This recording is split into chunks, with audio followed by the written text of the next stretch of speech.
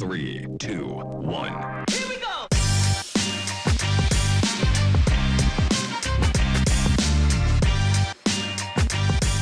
Welcome back to Combat Champs. Today we are covering UFC Fight Night Vegas, and we're going to go through the main event, co-main event, and our fight of the night. Starting with fight of the night, Drew Dober versus Bobby Green. Great fight. This fight was supposed to happen some time back. Around October time, wasn't it? Yeah, even before that as well. Yeah. Way back as well. Yeah, it was supposed to happen. But for some reason it didn't happen back then, but now it's happening right now. So we got two great stand and bang martial artists who's more or less going to go back to back. Go at it more. This is going to be so crazy. So starting with Drew Dober, he's more or less coming off a 2 wins fight this year, and fight of the nights against Terrence McKinney, and I think it's Thiago Alves. Yeah. And so coming into this fight, Drew Dober, I think for me personally, I'm choosing him to win this fight. Really? Again, yeah, because nothing taken away from Bobby Green, but I think Drew Dober, he's just much more well-rounded. Not saying Bobby Green isn't, but Drew Dober, he relies much more on his Muay Thai and kickboxing skills. Yeah. And you could even see in his fight previous year, like he's got a chin. Even when he gets rocked, he will still go ahead against his opponent and try to withstand the hits, but still go at you as well. Hey man, you gotta give it to his conditioning, innit? Hell yeah. He's been through a few wars in the octagon for sure, man. He's been there for a minute. I think he's been there since 2011 and 2012, if I'm not wrong. Yeah. So he's been there for a long time. He's literally a OG inside the UFC. And now we got Bobby Green. Hey man, like that's look, the OG right there. another OG who's great, and I'm glad he's actually coming back to fight again against Drew Dober. I think his last fight was against Islam. Yeah, and it was such a short notice fight. It was as well, man. Because like he came into fill-in. I can't really record the opponent Islam was facing at the time, but he got brought in 3 or 4 days before the actual fight. So really, truly, like, and before that, he fought a week before that. That's right. Right? Yeah, that's right. Exactly. So like, for me, like, you know how Bobby is, man. He's willing to fight anytime, any place, really, man. That's just the warrior mentality that he has, isn't it? And also, like, I love the way he reminds me of the Diaz brothers, where he would just talk his ish right in between the fights and back it up. Exactly, as well, fam. man. Yeah, he's such a great entertaining fighter, man. With Bobby Green now, I really like him, bro. Every single fight that I've seen him fight, he always brings it back. Such an entertaining athlete, inside and outside the octagon. Again, did you know that this is going to be both Dober's and Bobby Green's 20th UFC fights? See, that's what I'm saying. They are OGs, These bro. guys have been at it for a minute now, isn't it? Bobby Green, 36 years old. You know, the guy, he does almost everything really well. There's nothing. I think his striking is a little bit more cleaner. It's like compared to his wrestling and everything else, his striking is a little bit more of his bread and butter. Because he does. I know Bobby Green. His crosses, his jabs is so straight. Yeah, he doesn't loop so much. Everything is more or less crisp. Clean, so I'll give him that in terms of the boxing wise. But with Drew Dober, like, again, he just implements so much kicking. Muay Thai style, he's got some trunk legs. He's a thick that guy, boy. he's a thick boy, innit? Really thick, man. So, of course, like, him coming in, you implement his kicks, his punching, and also a little bit, he's got some good grappling as well. Like, he doesn't really showcase, but he's quite good as well. So I feel like, for me, Drew Dober, I do see him more or less winning either by split decision or a TKO, like his previous 2 fights. All right. But at the same time, I do see Bobby Green coming off a win from here as well, depending what kind of Drew Dober we have on the night, along with what kind of Bobby Green do we have on the night as well, innit? For me, I'm gonna go with Bobby, man. I really like Bobby, man. I've always been a fan of Bobby, man. So I'm gonna go say it's gonna be a 3-round unanimous decision or a split decision, but I'm gonna go with Bobby Green on this one here. All right, cool. Moving on to the co-main event, Armen Tsarukyan versus Damir Ismagulov. So, again, Armen, the fights that he's been in previous, like, he's such a great grappler. I feel like this will be a fight where both will have a great grappling background, which they will go back and forth. And thankfully, it's a 3-round fight, not a 5-round fight. Okay. I'll tell you the reason why behind that. Okay. But I do have Armen win this fight. Reason being is because he's the younger fighter. I think he's just turned 26. And like, he is so clean with his striking and his grappling, bro. Like, I think his last fight, which was against Marius Gamrot. Okay, yeah. Which, to be honest, I do feel like he got robbed from that fight, because I look back on that fight again, and bro, he is so clean. Like, his jab crosses, and like his crosses is so clean, it's just straight, and his switch kick is beautiful, fam. Like, he throws his switch kick so clean that you don't even see the kick coming. It's just more than just bang, comes the body shots, yeah, man.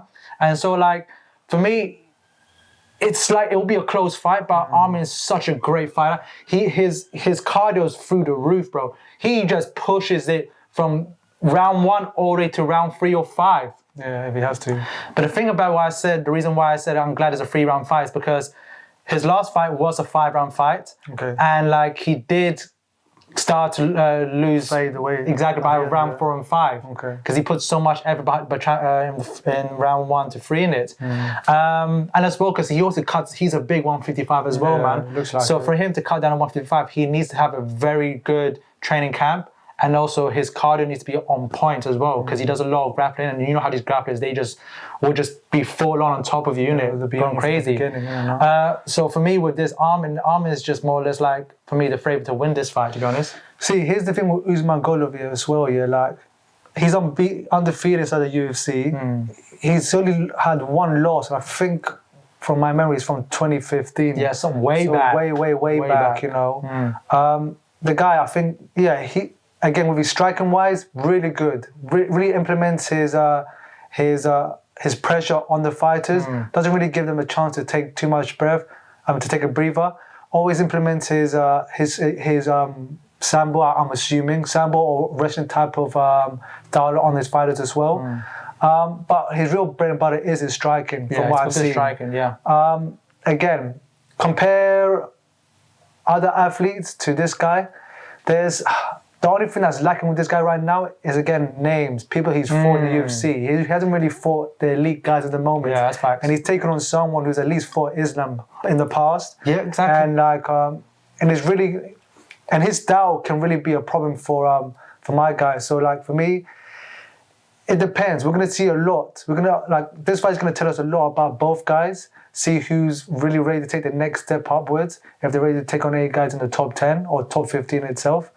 But man, I'm really split on this one here, man. I'm really split, bro. Man. I would say this: I have so much hype for Armen that I really do feel like this time next year or anytime next year, I feel like he will fight for the title. Wow. Yeah, and have a rematch against Islam, because bro, this dude, he improves every single fight. He just keeps on improving, man. It's just like one of those fights that like.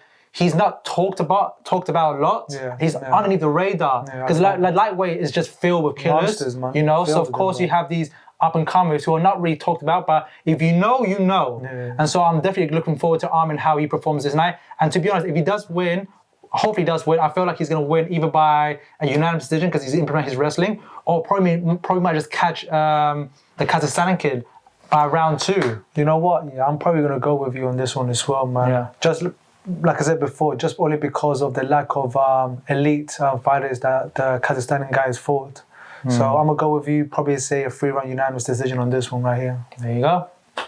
Finally, main event is be Cannonier versus Sean Strickland. Woo!